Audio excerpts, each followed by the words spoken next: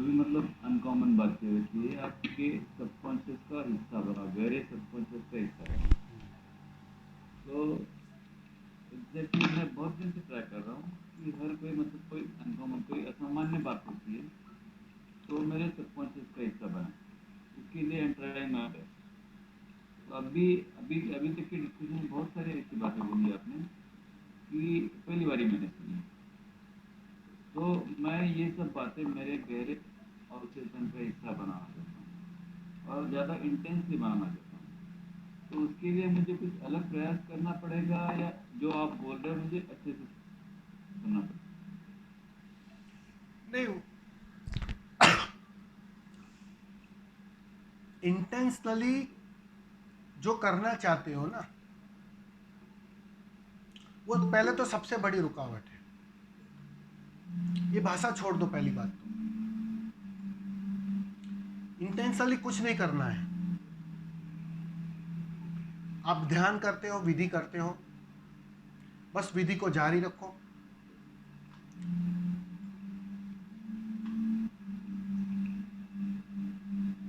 Subconscious में बूंद बूंद कर वो आदत घनी हो रही है, अपने से घनी हो रही है। दिखाई नहीं पड़ेगी तुम्हें, अभी नहीं दिखाई पड़ेगी। चट्टान टूट रही है, लेकिन चट्टान को भी पता नहीं होता है कि मैं टूट रही हूं। बूंद बूंद कर गिर रहा है। वो जो ध्यान तुम रोज करते हो, ये भाषा की भूल है। जो परिणाम में ध्यान घटता है, मतलब वो जो आदत है, वो जाने अनजाने अचेतन में मजबूत हो ही रही है। उसके लिए कुछ करना नहीं है। अगर मैं कुछ करने को कह दूं तो तुम दूसरी आदत में लग जाओगे। यही तो भ्रांतियां होती है ना। तुम एक दवाई छोड़ने के लिए मुझसे दूसरी दवाई मांग रहे हो, तो क्या बात हुई? दवाई तो दवाई है। पहले इसमें उलझे थे, अब इसमें उलझ जाओगे। पहले लाल गोली में उलझे थे, अब पीली गोली में उलझ जाओगे। मैं तुम्हें उलझन के बाहर ले जाना चाहता हूं। इसलिए मैं तुम्हें जो बुनियादी बात है उसको समझने के लिए कह रहा हूं। उसको थोड़ा ठीक से देखो, समझो।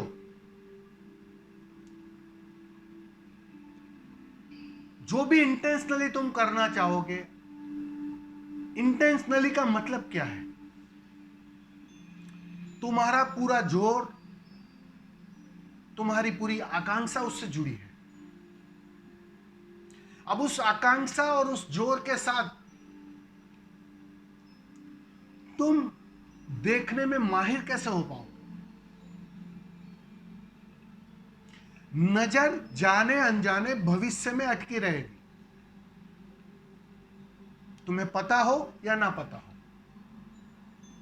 तुम्हारा इंटेंशन, तुम्हारा जोर, तुम्हारी ताकत भविष्य को केंद्र बनाकर चलती है, और मैं तुम्हारा भविष्य मिटाना चाहता हूं। कोशिश यही है कि तुम छोड़ो, कल की बात ही छोड़ो, अगले पल की बात छोड़ो, इंटेंशन की बात छोड़ो। तुम तो सहज होकर देखो। ये सारी जो विधियां है, तुम्हें फिर से सहज बनाने की विधि है। अब तुम उस विधियों में भी इंटेंशन ले आते हो, बहुत मजे की बात है। कैसे काम बनेगा? और उलझ जाओगे। सहजता और दूर होते चली जाएगी। घर के करीब जाना चाहते हो, घर और दूर बन जाता है, और दूर निकल जाते हो। क्योंकि हमें पता नहीं होता है। हम जो बाहर की दुनिया में एप्लीकेबल करते हैं नियम, उसी को थोप देते हैं भीतर की दुनिया में। वो नियम यहां ना चलेगा। तुम्हें धन कमाना है, बिल्कुल इंटेंशन चाहिए। तुम्हें यश कमाना है, बिल्कुल इंटेंशन चाहिए, पूरी ताकत लगानी पड़ेगी, पूरी कोशिश करनी पड़ेगी। वहां तुम्हें मैं नहीं कहूंगा कि भैया जरा देखो जाके ऑफिस में जाके, सिर्फ देखो, देखते ही रहो, ऐसे ही यश आ जाएगा, ऐसे ही प्रमोशन हो जाएगा, ऐसे ही धन घर आ जाएगा। वहां तो बिल्कुल करना पड़ेगा। लेकिन वो जो आदत है ना करने की, तो तुम्हारे प्रश्न भी वही उसी तल से उठते हैं कि ऐसा कुछ बताओ, लाल से तो काम नहीं बन रहा है, पीली गोली कुछ दे दो।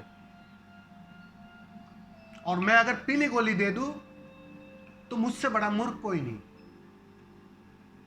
मतलब तुम्हें मैं और उलझा दूंगा। मैं चाहता हूं तुम गोली के परे उठ जाओ। ये जो गोली का नशा है, ये जो करने का नशा है, ये जो बदलने का नशा है, उससे कुछ परे उठ जाओ। ये नशा तुम्हें रोकता है। ध्यान से देखना, मेरी इस बात पर गौर करना। ये जो बदलना है, ठीक करना है, शांत होना है, बेचैनी के परे जाना है, वो कहीं एक नए नशे के रूप में तो नहीं आ रहा है। उस पर थोड़ा गौर करना। प्रकाश जी, समझ में आ रहा है ना? खेल मन का ट्विस्ट। मन इतना चालाक है, ये जन्मों जन्मों से तुम्हें गुलाम बनाए रखा है उसने। ऐसा ही नहीं बनाया, कुछ तो खासियत है उसमें।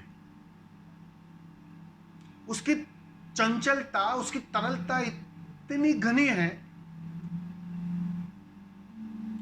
कि तुम जो चाहोगे उस रूप में वो ढल जाएगा, और कब तुम्हें फिर से गुलाम बना लेगा तुम्हें समझ में ना आएगा। और अध्यात्म की यात्रा में जैसे ही तुम अग्रसर होगे तो तुम्हारा मन और घना एक्टिव हो जाता है, उसका घनत्व बढ़ जाता है, क्योंकि उसे अपनी मृत्यु साफ दिखाई पड़ती है। वो देख पाता है भैया ये तो कुछ अलग गोरख धंधे में लग गया है, मुझे मिटाने के गोरख धंधे में लग गया है। मैं तो मिट रहा हूं प्रतिपल, मैं तो खो रहा हूं प्रतिपल। वो उसे भाप लेता है। तो वो जो कहते हैं ना कि असली सैनिक कौन होता है, असली ब्रिगेडियर कौन होता है, समय के आधार पर वो चाल बदल देता है। बिल्कुल जब मृत्यु सामने दिखाई पड़ती है ना मन को, तो नए नए पेतरे, नई नई चाल लगा लेता है, जिसे समझना तुम्हारे लिए सीधा कठिन हो जाता है। ये कठिनाई है। वो तो देखते देखते तुम मन की हर चालाकी को समझ पाओगे। अब करना कुछ नहीं है, उसके लिए कुछ भी करना नहीं है, उसी का नाम ध्यान है। सिर्फ गवाह रहना है। मन बाहर भी खेल कर रहा था, मन भीतर भी खेल कर रहा है, उसके भी गवाह रहना है। और जिस दिन उस गवाह रहने में तुम पूरे राजी हो जाते हो ना, बात आसानी से बन जाती है। कठिनाई तुम राजी नहीं होते हो पूरे गवाह रहने में, तुम कुछ करने में झूठे रहते हो। करना है कुछ, बदलना है कुछ, ये सब मांग बेचैन करती है। वो ठहराव आना चाहिए, वो ठहराव आते ही बात बन जाती है। मन के इस खेल को समझते ही बात बन जाती है। सारे बुद्ध करते क्या है? वो बंदर उछल कूद करते रहता है ना, उस उछल कूद को देखते रहते हैं और कोई भी प्रतिक्रिया नहीं देते कि ठीक से कूद ले, जितना कूदना है कूद ले। एक बात पक्की है, अब मैं तेरी बातों में उलझूंगा नहीं। देख रहा हूं, मैं भी देखूंगा तू कितना कूद सकता है, कितना बेचैन हो सकता है। बस। और यही देखने देखने में बात बन जाती है। उसी का नाम ध्यान है। बस तुम देखते रहे, मन उछल कूद कर रहा है, बेचैन हो रहा है, सारी ऊर्जा अपने से विसर्जित हो रही है वही करने में। वो चाहे बाहर का हो चाहे भीतर का हो, बस वो करने करने में जो विसर्जित हो रहा है ना, वो एक दिन रंग ले आता है।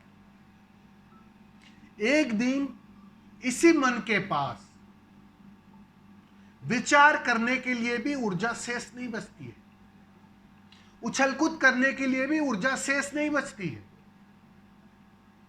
क्योंकि कर करके वो थक गया, हार गया और तुम्हें बेचैन न कर पाया। तुमने अपने देखने होने का ढंग छोड़ा नहीं। अब वो विवश हो गया, अब वो हार गया। मन तभी हारता है जब तुम कोई भी प्रतिक्रिया नहीं देते, और ये कोई भी प्रतिक्रिया ना देने की कला का नाम ध्यान है। आपने जो प्रश्न पूछा, आप प्रश्न ये पूछ रहे हो बस गोली बदल दूं क्या? मैं तुम्हें यही कहना चाहता हूं, गोली बदलने से कुछ नहीं होने वाला। जो मांग है ना, जो अंदर इंटेंशन है ना, वो बदलना चाहिए, और वो देखते देखते सहज बदल जाता है। समझ में आ रहा है ना प्रकाश जी? धन्यवाद। स्वामी जी, आपने मन के हारने की बात कही। मन का हारना और मन का मिटना, इसमें क्या अंतर है? हारने का मतलब ही मिटना होता है। जीतता कौन है? जीतता सिर्फ अहंकार है। तुम देखो, जहां कहीं भी थोड़ी बहुत जीत मालूम पड़ती है ना, अहंकार बढ़ता है, मजबूत होता है। ये बात को गौर करना कभी भी, कुछ भी छोटी सी बात क्यों ना हो, कुछ और भर जाता है, कुछ और भराव महसूस होने लगता है कि मैं कुछ और ज्यादा हो गया। और हार बहुत कुछ खाली कर जाती है। खाली इस अर्थों में कर जाती है कि एक बात साफ होने लगती है कि मैं कर नहीं सकता, मैं बदल नहीं सकता, मेरे हाथ में, मेरे वश में कुछ नहीं है। और यहां तक बात साफ हो जाती है कि मैं हूं, यह सवाल खड़ा हो जाता है, यह प्रश्न खड़ा हो जाता है। साधक के जीवन में एक ना एक दिन यह प्रश्न आना चाहिए कि मैं हूं, और देखते देखते एक दिन ये मैं भी खो जाता है, क्योंकि मैं था ही नहीं, वो तो भ्रांति थी। अहंकार एक सबसे बड़ी भ्रांति है, वो खो जाता है, वो भ्रांति भी टूट जाती है कि मैं तो हूं ही नहीं, नाहक में बीच बीच में आ रहा हूं। जैसे ही अहंकार टूटता है, वो भ्रांति साफ हो जाती है। तो वो जो जीतना और हारना के जो संदर्भ है, वो उसी संदर्भ में है कि जहां भी जितना घटित हो सकता है वहां भरना होता है। और सारी साधना तुम्हें खाली करने के अर्थों में, वो तुम्हें भरती नहीं है। ना किताबों से भरा जाता है, ना शब्दों से भरा जाता है, ना विधियों से भरा जाता है, ना अच्छे अच्छे वचनों से भरा जाता है। असली बात है कैसे कर तुम्हें खाली किया जाए, कैसे कर तुम्हें ठीक से अज्ञानी बना दिया जाए। समझ में आ रहा है ना अंकित? जी स्वामी जी। वो अर्थों में है। तो जैसे ही तुम खाली हो जाओगे तो तुम मिट ही जाओगे ना। जैसे ही तुम हार जाओगे तुम मिट ही जाओगे ना। अहंकार के अर्थों में तुम मिट ही जाओगे। अब जो अहंकार के अर्थों में मिट ही गया, खो ही गया, वो बांसुरी बन गया। फिर वो बांसुरी से तो अस्तित्व काम लेगा ही लेगा। ये प्रोसेस है। स्वामी जी, प्रणाम। मन की हार को इस तरह भी समझ सकते हैं कि मन अब आत्मा ही हो गई, विलीन हो गया, मन आत्मा ही हो गया। हाँ, मतलब मन का जो घनत्व है ना वो समाप्त हो जाता है। जी।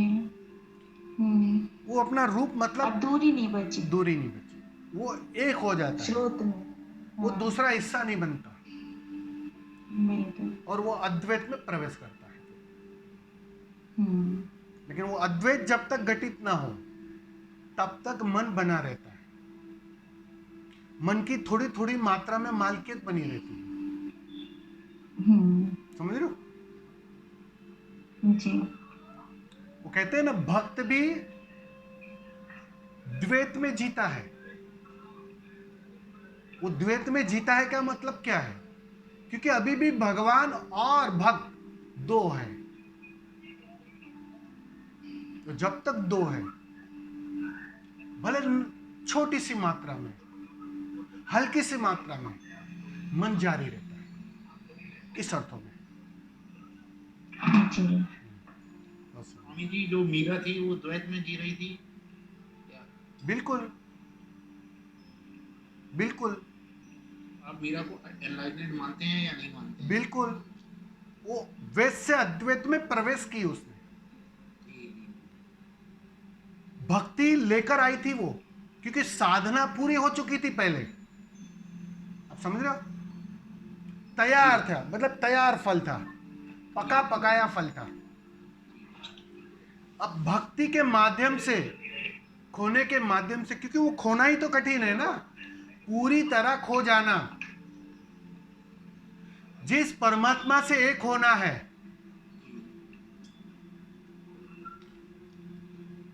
उसको ना देख पाना, उससे एक हो जाना।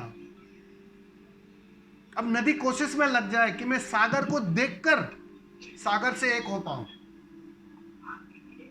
ये बात थोड़ी अड़चन वाली है। मीरा किस समय में डूबी थी? तो मीरा बहुत पूर्ण थी या बेहोशी में? किसी का माइक चालू है, आवाज आ रही है थोड़ा। क्या बोले?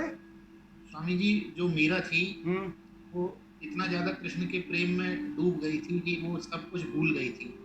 तो वो बेहोशी में थी या होश में थी? नहीं नहीं, प्रेम अपने आप में होश है। प्रेम का मतलब ही क्या है? मैं नहीं हूं। जी, जी, जी। और ध्यान का मतलब क्या है? मैं नहीं हूं, उसको साक्षी रहकर देख लो। जी, जी। आप समझ रहे हो? जी स्वामी जी। प्रेमी तो गहरा ध्यानी है, हालांकि उसके पैर लड़खड़ाएंगे, वो एक अलग ही मस्ती में होगा, अलग ही दुनिया में होगा, लेकिन वो गहरा ध्यानी है तो है ही यही। वो ध्यानी की डिग्री लेकर आता है प्रेम में, वो डिग्री उससे कोई छीन नहीं सकता है। ठीक है? स्वामी जी, आपका मार्ग ध्यान का मार्ग है या प्रेम का मार्ग? सॉरी, मुझे पूछना पड़ा। मेरा कोई मार्ग नहीं है। देखो, मार्ग की चर्चा होती है ना, वो समय के आधार पर हो। हर एक को शुरुआत ध्यान से करनी पड़ती है, और जब तुम मार्गों के परे जाते हो ना तो वो भक्ति से ही गुजरना पड़ता है। जी, जी। इसलिए पर्टिकुलर व्यक्ति का पर्टिकुलर मार्ग, वो तो उसकी जन्मों जन्मों की यात्रा होती है। जैसे मैंने कहा ना कि मीरा अपना ध्यान पूरा करके आई थी, अपनी विद्या पूरा करके आई थी, मतलब तैयार था फल। जी। तो वो जो हृदय विकसित हो चुका था और बस एक कृष्ण का सहारा मिल गया, झुकने के लिए, मिटने के लिए, खोने के लिए। अब वो सहारा तो तुम कोई भी खोज सकते हो, किसी को भी खोज सकते हो, किसी भी सहारे। सवाल यही है ना कि तुम खो जाओ, जी तो वो खोना मूल्यवान है। और सहारे सबके अलग अलग रहेंगे, समय के आधार पर रहेंगे। शुरुआत, स्वामी जी, हाँ एक प्रश्न और है। जैसे मीरा की बात तो समझ में आती है कि कृष्ण के सहारे मतलब, है ना? लेकिन अंगुलीमाल जो था उसने तो कोई ध्यान नहीं किया था, ना कोई प्रेम किया था, और बुद्ध के साथ बस क्षण भर का कन्वर्सेशन हुआ, केवल पल भर में रूपांतरण हो गया उसका। तो ऐसा कैसे संभव हो गया? अब जैसे जो बुद्ध पुरुष हैं, ओशो के साथ भी बहुत सारे लोग रहे, है ना स्वामी जी? तो उनमें कई सारे लोगों की अहंकार की यात्रा अभी भी जारी है, जबकि बुद्ध के साथ साथ जब अंगुलीमाल आया उनके समक्ष, तो पल भर में रूपांतरण हो गया स्वामी जी। और बुद्ध के कई सन्यासी हैं जिन्हें मतलब हम लोग एनलाइटन के रूप में जानते हैं, जैसे आनंद हो गया, महापात्र हो गया। पुरुषों के ऐसे कोई सन्यासी उंगलियों में गिनने लायक समझ में नहीं आते, तो थोड़ा इसमें आप बताइएगा। देखो, पहली बात तो उंगली माल को पल भर में अगर रूपांतरण हो गया तो उसका एक ही नियम है, उसकी एक ही व्याख्या है कि घोर हिंसा में वो रहे थे, हिंसा ही हिंसा देखी थी। जी अब जो हिंसा की आग से गुजर जाता है ना, वो परिपक्व हो जाता है, वो तैयार हो जाता है, फल पक जाता है। बुद्ध तो निमित्त बन गए, वो बात अलग है। स्वामी निमित्त, जी, जैसे हिंसा की आग से कोई गुजर गया, कोई काम की आग से गुजर गया, बिल्कुल। क्रोध की आग से गुजर गया, कोई मोह की, कोई लोभ की आग से गुजर गया, तो हर चीज भी एक्सट्रीम जब हो जाएगी तो फिर उसका विद्वत ही घटेगा। 100 डिग्री तक पानी उबल गया, सिंपल सी व्याख्या है उसकी। जैनों के 24 तीर्थंकर क्षत्रिय थे, पूर्ण हिंसा में, और अहिंसा फलित हो गई। जी बुद्ध क्षत्रिय थे और अहिंसक हो गए। आप समझ रहे हो? तो जी वो, स्वामी जी। हम क्या है, एक्सट्रीम से डरते हैं, दाव लगाने से डरते हैं हम। इसलिए ओशो नहीं कहते हर बार कि तुम्हें दाव लगाना पड़ेगा 100%। जी जी जी तुम 100% से घबराते हो। तुम्हारी जो मुसीबत है ना, तुम्हारी जो विडंबना है ना, वो 100% लगाने में है। जी जिस दिन तुम 100% लगा दोगे ना, बात बन जाएगी, छलांग घट जाएगी, ट्रांसफॉर्मेशन हो जाएगा, तुम अपना रूप बदल दोगे। अब तक शरीर रूप था, मन था, अब तुम उस स्वभाव में लौटाओ, ये रूपांतरण हो। लेकिन उसके लिए एक्सट्रीम चाहिए। तो जो उंगली मार का आप उदाहरण दे रहे हो, या कोई भी क्षत्रिय का उदाहरण दे रहे हो, तो ये कॉन्सिडेंस नहीं है। हजारों साल का डिफरेंस था, लेकिन सारे क्षत्रिय निकले 24 तीर्थंकर। ये कैसे बना? क्योंकि क्षत्रिय का मतलब ही इतना आता है कि जो अब मिटने मारने को राजी है, जो दाव लगाने को तैयार है, 100%। भोग भी पूरा करते हैं और भोग की व्यर्थता को भी देखते हैं। हिंसा भी पूरी करते हैं और उस हिंसा के परे उस हिंसा की व्यर्थता को भी देखते हैं। वो मौका क्षत्रिय होने पर आसानी से मिल जाता है। मेरा लास्ट प्रश्न है स्वामी जी। जैसे इस वक्त मैं देख पा रहा हूँ कि मेरा मन आपसे तरह तरह के प्रश्न कर रहा है, जो कि मेरे भीतर सूक्ष्म अहंकार का पोषण कर रहा है। इस तरह की चीजें मैं देखता रहता हूँ स्वामी जी, लेकिन ये गिर नहीं पाती हैं चीजें। कोई कुछ मेरे भीतर जन्म रहा है जो देखता है मन की शरारत, और उसको सूक्ष्म अहंकार को भी देखता है, लेकिन वो पूरी तरह से फलित नहीं हो पाता है स्वामी जी। या तो 100 डिग्री में कुछ कमी हुई होगी, या क्या मतलब इसे? नहीं, वो गिर नहीं पाता है ये कहना गलत होगा। तुम गिराना नहीं पाते हो, जी असली बात वो होती है। जी जी क्योंकि जब हम कुछ सुन लेते हैं, कुछ भर देते हैं, तुम अभी भी भरने के लिए तत्पर हो। मैंने अभी अगले प्रश्न में जो कहा माँ को कि असली बात है तुम्हें खाली करना, किताब को फिर से कोरी करना। तुम किताब कोरी भी करना चाहते हो और साथ साथ में लिखना भी चाहते हो। जी आप समझ रहे हो? जी जी तो दोनों बात तो साथ में बनेगी नहीं। उसके लिए एक ही रास्ता है, कम से कम लिखना बंद कर दो, कम से कम नए बीज डालना बंद कर दो। अब जो नए बीज नहीं डालता है उसको फसल काटने आना नहीं पड़ेगा, वो मुक्त हो ही जाएगा। समझ रहे? किताब कोरी हो ही जाएगी, क्योंकि कोरी होना ये घट ही रहा है। तुम साधना जो कर रहे हो वो कोरी होने के लिए कर रहे हो, जी तो वो तो साधना तुम कर ही रहे हो, ध्यान तुम कर ही रहे हो, लेकिन साथ साथ में तुम उस किताब में लिखना भी चाहते हो। बस ये लिखने की आकांक्षा छोड़ दो।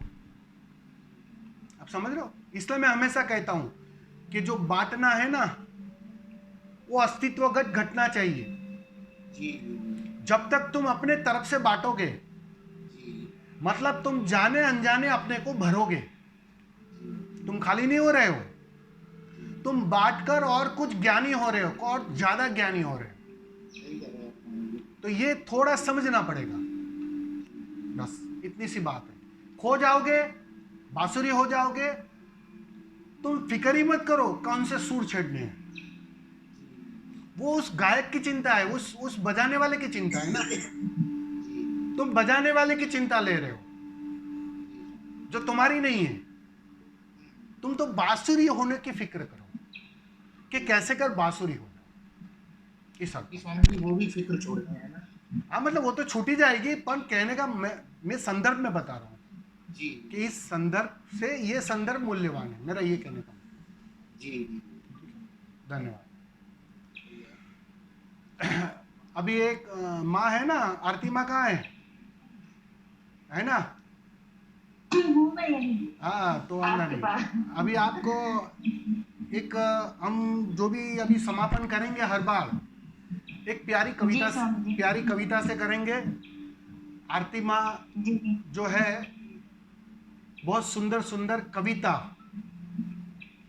किसी की सुनी हुई नहीं, किसी की पढ़ी हुई नहीं, भीतर से सहज जो फलित हो रही है सुगंध की तरह, और बिल्कुल वो अवस्था है उनकी, वो मैं जानता हूँ। तो उन्होंने बहुत सारी कविताएं लिखी है, उनका अपना एक पेज है, आरती जी वो माँ बताएगी अपना नाम, वो नाम से पेज भी है, आप उसको लाइक कर सकते हो।